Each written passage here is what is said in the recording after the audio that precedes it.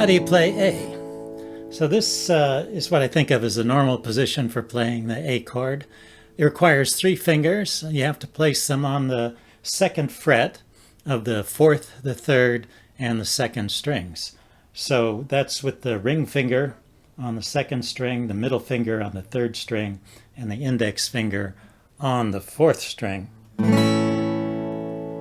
Before I get into the notes of the A chord, I wanted to mention there's actually a different fingering for the A chord. Instead of placing your fingers down in order like this, like I showed at first, you can switch the position of your index and your middle fingers. So your middle finger goes to the 4th string and your index finger goes to the 3rd string. And this may help in some chord transitions. For example, if you're going from A to D, you can keep the index finger in the same position and just swing the other 2 fingers around. And similarly, when you're going from A to E, you can keep the index finger on the 3rd string and just slide it down a fret and swing the other fingers around. So it has those advantages, and it may help in also cramming your fingers together to get them to hold down those 3 strings without hitting the other strings and causing some buzzing. So those are the 2 different ways of playing the A chord, and the title of the video is really a question for you. You know, which way do you play the A chord? I'm curious. I'd like to get some feedback to see what method you prefer and why. Over time, I've started to play this style of A chord more often. I think it helps on certain transitions. So it's maybe a little more difficult for me to set up at first, but anyway, there are pros and cons. Let's talk about the notes of the A chord. Starting with the 6th string, we have an E on the open 6th string, which is the 5th of the chord. On the 5th string, we have A on the open 5th string. On the 4th string, we have a D raised up to an E, so we got another 5th. We have E, A, E, and then on the 3rd string, we have another A. That's a G raised up to an A on the 2nd fret. So it goes E, A, and then finally when we get to the 2nd string, we have the 3rd of the chord, which is C sharp, and then on the 1st string we have another E, which is the 5th of the chord.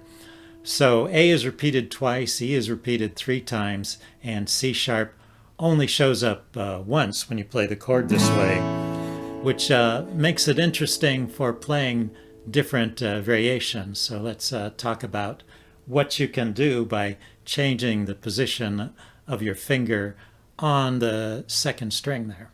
Starting with the A chord, if you put your pinky finger down on the 2nd string at the 3rd fret, just above your index finger, you get an A suspended 4th. And lifting it up, you go back to an A. And if you lift up the index finger, you get an A suspended 2nd, and then you go back to an A by putting the index finger back down. So that's a chord progression. You can also do that in A minor. A minor, you have to change the position of your fingers a little bit. Put the index finger on the 2nd string at the 1st fret, and then put your ring finger and middle finger on the 2nd fret of the 3rd and 4th strings respectively. That gives you A minor, because we've dropped the major 3rd down 1 fret to a minor 3rd. And again, you can lift your index finger up this time to get an A suspended 2nd, back to A minor, and you can put the pinky down on the 3rd fret to get an A suspended 4th. So that's a progression that works both in major and minor. To play an A7th chord, you start with the A chord and then just lift up your finger off of the 3rd string, your middle finger. That drops the A on the 3rd string back down to a G. It gives you the A7th. Or you can add a pinky finger to the 1st string. That lifts up the E on the 1st string to a G, also an A7th. And this one rings out a little more, maybe because the 7th note is on the high string there. Another way to make that same chord is to place your index finger across the first 4 strings, strings 1 through 4, as a sort of mini bar, and then place your index finger down on the 3rd fret of the 1st string. That gives you that same A7th chord. If you lift up your first finger, then you've got an A6 chord, and then going back to the A. So we got A, A6, A7th. You can do A major 7th. And then finally back to the A chord. Like the A7 chord, there's 2 ways to play an A major 7th chord. And the other way to play it is to use the 3rd string. Instead of dropping the 3rd string down 2 frets to the G, you drop it down 1 fret using the index finger on the 3rd string and then shifting your middle finger over to the 2nd fret of the 4th string. And I think that makes a nice sounding A7th chord. And that gives rise to this chord progression. I think I played this for you in an introduction.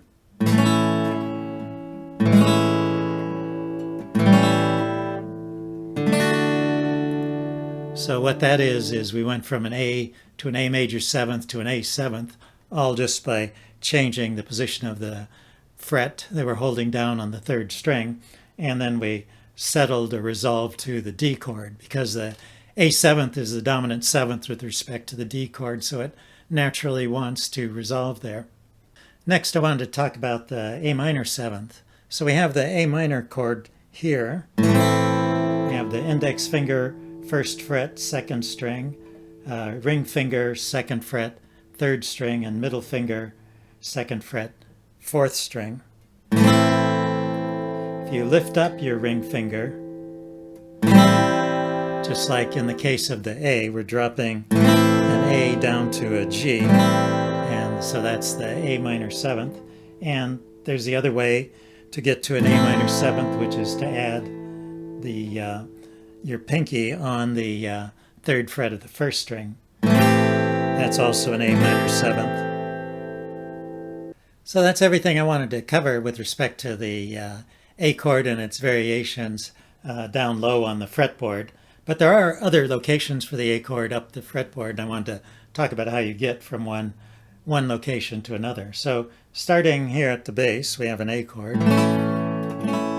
And then if we add a 7th to that on the 1st string, that's the A7th. If we add a whole step to that 7th, that takes us back to the A. And so if you make a bar chord at that 5th fret where the A is, in the shape of an E, in the shape of the E chord, then that's the A chord. And similarly, if you step up 2 more whole steps, that takes you to the C sharp, which is the 3rd of the A major chord. And there's a chord shape there that you can make as well. This is in the shape of a C chord lifted up to the 9th fret. So you make a mini bar with your index finger across the top 3 strings, strings 1 through 3, at the 9th fret. You use your middle finger to hold down the 2nd string at the 10th fret, and you use your ring finger to hold down the 4th string at the 11th fret. And that gives you an A chord there. And then lastly, if you go all the way up an octave, you have an A chord in the same shape as you have at the bass. So that's an A chord there as well. So now you can find an A chord wherever you are.